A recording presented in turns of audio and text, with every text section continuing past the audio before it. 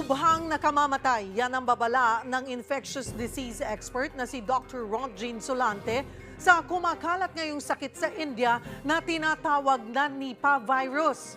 Ayon kay Dr. Solante, hindi mala COVID-19 ang virus na yan. Kumpara kasi sa COVID, na respiratory system ang dinadali, pamamaga naman ng utak ang resulta kapag tinatamaan ng Nipah virus. Unang sintomas daw nito ay mataas na lagnat na umaabot ng 7 hanggang 10 araw mula nang ma-expose sa virus. Pagkatapos ay mapapansin umanong tulog na ng tulog ang pasyente hanggang sa hindi na siya magising. Galing daw sa fruit bats at mga baboy ang naturang virus na laganap na sa India, sa Bangladesh at Malaysia. Walang epekto sa hayop ang virus pero labis na delikado raw sa tao. Isa itong sakit sa mga highly deadly